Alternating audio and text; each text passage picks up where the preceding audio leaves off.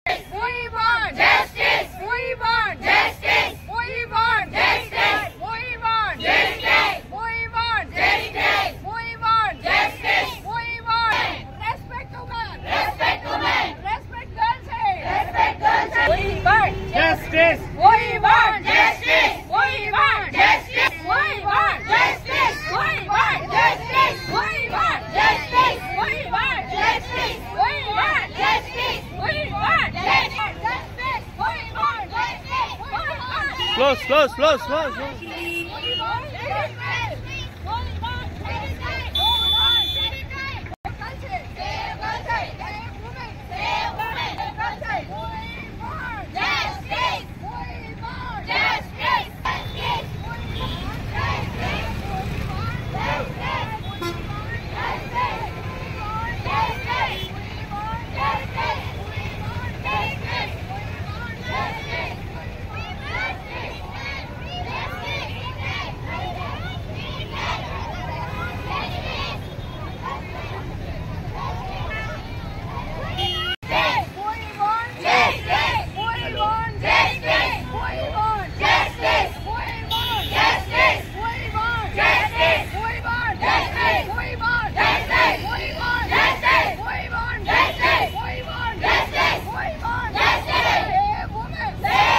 చున్నతమైన భారతదేశంలో, వికసితమైన భారతదేశం అని చెప్పుకున్న మన భారతదేశంలో ఈ రోజున చాలా సౌమ్యంగా ఉండేటటువంటి డాక్టర్లు, మగపిల్లలు, ఆడపిల్లలు కూడా అపర కాళ్ళుల్లాగా, వీరభద్రుల్లాగా బయటకు వచ్చి మాకు న్యాయం చెయ్యండి అని చెప్పి ఈ రోజున వాళ్ళు మొరపెట్టుకునే పరిస్థితి వచ్చింది అంటే కడుపు దేవరించకపోయి ఆ అమ్మాయికి జరిగినటువంటి సంఘటన చాలా హృదయ విదారకంగా భోజనం కూడా చేయలేనటువంటి పరిస్థితిలో ఉన్నాము.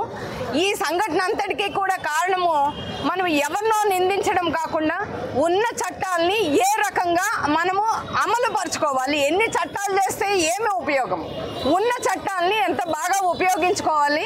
ఈ అమ్మాయి కేసు వచ్చేసరికి జూనియర్ అమ్మాయి డాక్టర్ హత్య, రేపు విషయం, ఈ రెండిట్లో కూడా జరిగినటువంటి కొత్త చట్టం అమల్లో కొన్ని ప్రధానమైన లోపాలు మీడియా ద్వారా విన్న తర్వాత జరిగింది.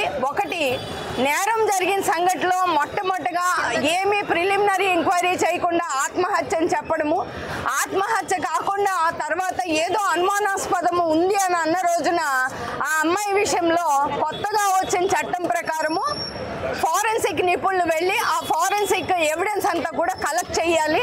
ఆ ఫారెన్సిక్ ఎవిడెన్స్ కలెక్ట్ చేసిన తర్వాత ప్రాథమిక నిర్ధారణ జరిగిన తర్వాత మాత్రమే ఈ విషయము హత్య లేకపోతే ఎంతమంది చేశారు, ఎవరు చేశారు, ఈ విషయాలన్నీ కూడా వితిన్ అవర్స్లోనే వారు తెలియజేయాల్సిన అవసరం ఉంది.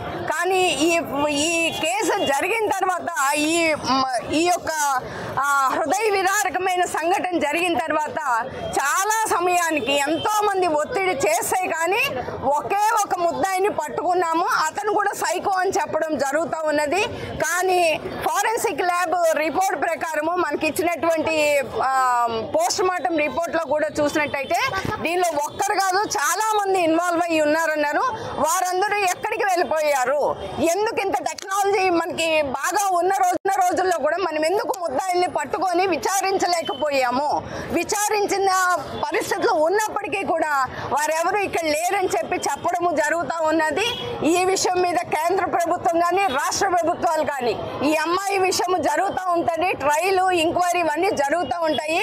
అట్ ద సేమ్ టైం ఆ అమ్మాయికి శాంతి కలగాలి అని అంటే ఇమీడియట్గా చాలా తక్షణమే దీనికి కరస్పాండింగ్గా ఏమి రూల్స్ పెట్టాలి, డాక్టర్లందరికీ ఏ రకమైన ప్రొటెక్షన్ ఉండాలి. ఇప్పుడు వాళ్ళందరూ చెప్తుంది ఏంటండి, నిజం వాస్తవం. నేను ఒక డాక్టర్ తల్లిగా కూడా చెప్తున్నాను, వారికి ఎక్కడ ప్రొటెక్షన్ రూమ్స్ కానీ వాష్ రూమ్స్ కానీ వాళ్ళు వెళ్ళాలి అంటే ఒక చిన్న ట్రాన్స్పోర్ట్ కానీ సెక్యూరిటీ లేని సిబ్బంది కూడా లేకపోతే వారు పనిచేయడం జరుగుతూ ఉన్నది. ఈ విషయాల మీద అత్యంత అవసరంగా ఈ కేసుతో పాటు సమానంగా వారు రూల్స్ ఫ్రేమ్ చేసి ఈ అమ్మాయి కేసు విచారణలో ఆ రూల్స్ అన్నీ కూడా ఒక జీవో రూపంలో ఒక వాగ్దానంగా కాకుండా ఒక రాతపూర్వకంగా ప్రజలకి ఇవ్వవలసిందిగా మేము ఈ రోజున బోత్ కేంద్ర ప్రభుత్వాన్ని రాష్ట్ర ప్రభుత్వాన్ని కూడా డిమాండ్ చేయడం జరుగుతూ ఉన్నది. క్యాండిల్ ప్రొటెస్ట్ చేస్తున్నాం రాజమండ్రిలో. సో చాలా కాలేజెస్ నుంచి చాలా యూత్ ఎంటర్టైన్మెంట్ చేసే people and doctors, social activists, event managers ప్రతి ఒక్కరు రాజమండ్రి నుంచి ఈ ప్రొటెస్ట్లో పాల్గొనడం జరిగింది. ఫస్ట్ ఆఫ్ ఆల్ నేను వాళ్ళందరికీ థ్యాంక్స్ చెప్తున్నాను. ఈ ప్రోగ్రామ్ ఇనిషియేటివ్ తీసుకోవడానికి గల కారణం ఏంటంటే ఇలాంటివి చాలా జరుగుతున్నాయి మన ప్రపంచంలో. గంటకొకటి, నిమిషానికి ఒకటి జరుగుతుంది. అసలు కోల్కతాలో జరిగిన ఇన్సిడెంట్ మీద ప్రతి ఒక్కరు ప్రొటెస్ట్ చేస్తున్నారు కానీ సెంట్రల్ గవర్నమెంట్ నుంచి, స్టేట్ గవర్నమెంట్ నుంచి ఇమీడియట్ యాక్షన్ రావట్లేదు. ప్రొటెస్ట్ చేస్తున్నారు కరెక్టే, ప్రొటెస్ట్ చేస్తున్న దానికి వెంటనే వాళ్ళు ఇమీడియట్ యాక్షన్ ఎక్కడ రూల్స్ పాస్ చేయట్లేదు. గవర్నమెంట్ ఏమీ దీని మీద స్పందించలేదు. అండ్ అక్కడ సీఎం కూడా మమతా బెనర్జీ కూడా ఇంకా దీని మీద ఇంకా స్పందించలేదు. జస్ట్ ఉమెన్స్ అందరూ ఫ్రీగా ప్రొటెస్ట్ చేయొచ్చు అని మాత్రమే ఆవిడ స్టేట్మెంట్ ఇవ్వడం జరిగింది. అండ్ ఇలాంటి ప్రోగ్రామ్స్ అందరూ చేయాలని నేను కోరుకుంటున్నాను. ఫస్ట్ ఆ అమ్మాయి డాక్టర్ మమితా దేవ్నాథ్కి జరిగిన చాలా అన్యాయం. ఇది ఒక డాక్టర్ కళ మాత్రమే కాదు, ప్రతి ఒక్క ఆడదాని కళ. ఇలాంటి రేపులు జరుగుతుంటే ఇంక ఎవ్వరూ బయట తిరగలేరు. తల్లైనా, అమ్మైనా, చెల్లైనా ఎవ్వరూ తిరగలేరు. అసలు ఇలాంటి నీచుల్ని జైలుకి తీసుకెళ్ళి వాళ్ళకి 2 పూట్లు 3 పూట్లు భోజనం పెట్టడం కన్నా షూట్ అండ్ సైట్ ఆర్డర్ ఇచ్చేసి కాల్ చేసి చంపేయాలి. చెప్పండి, కాల్ చేసి చంపాలా లేదా? మీరందరూ ఇనిషియేటివ్ తీసుకుంటారా లేదా? గవర్నమెంట్ అర్జెంట్గా దీని మీద ఏదో ఒక యాక్షన్ తీసుకోవాలి. ఇది చాలా చాలా చాలా బాధాకరమైన విషయం. ఒక అమ్మాయిని రేప్ చేసి చంపారు అన్నది చాలా చాలా చాలా చాలా దారుణం. అసలు మాకు ఇలాంటి అవసరం, మాకు ఇలాంటి దుస్థితి రాకూడదు. అసలు సొసైటీలో ఆడది మగాడి కంటే సపోర్టివ్ గా, మగాడికి ఈక్వల్ గా అన్ని రంగాల్లో ఆడది బయటకు వెళ్తుంది. ఇలాంటివి అందరు ఆడవాళ్ళు సపోర్ట్ చేయాలి. దీని మీద ఇమీడియట్ గా సెంట్రల్ గవర్నమెంట్, స్టేట్ గవర్నమెంట్ ప్రతి ఒక్కరు అందరూ దీని మీద రియాక్ట్ అవ్వాలని నేను కోరుకుంటున్నాను. Thank you. భారతదేశంలో పుట్టడం నిజంగా మా అదృష్టం అనుకునేవాళ్ళం అండి ఇదివరకు. కానీ రానున్న రోజుల్లో మాత్రం ఆడదానికి పూర్తిగా అన్యాయమే జరుగుతుంది. అంత దారుణంగా రేప్ చేసి ఒక అమ్మాయిని చంపడం అనేది చాలా దారుణం అండి. ఇది భరతమాతకి జరిగిన అవమానమే. అలాంటి తల్లిలు పిల్లల్ని ఎలా బయటకు పంపించుకోగలమండి? మేడం మాట్లాడినట్టు చట్టాలు ఉన్నాయి, ఆ చట్టాలను ఇంప్లిమెంట్ చేయాలండి. నేను అదే కోరుకుంటున్నానండి. ప్రజలందరూ ఇప్పుడు ఇంతమంది ఈ పాప ఇలాంటి పిల్లల మీద కూడా రేపెట్టడం జరుగుతున్నాయి. బయటికి పంపాలంటేనే భయంగా ఉంది. రక్షణ లేదండి ఈ దేశంలో. ఆడపిల్లలకి, ఆడవాళ్ళకి, ముసలాళ్ళకి కూడా రక్షణ లేదు. అప్పుడే పుట్టిన పిల్లల దగ్గర నుంచి 65 సంవత్సరాల మహిళ వరకు రక్షణ లేకుండా పోయింది. ఆ చట్టాలు అమలు చేయాలి. ఇందాక మేడం చెప్పిన అన్ని వాస్తవం అండి. దానికి ఏకీభవించి చట్టాలు అమలు చేయవలసిందిగా కోరుకుంటున్నాను.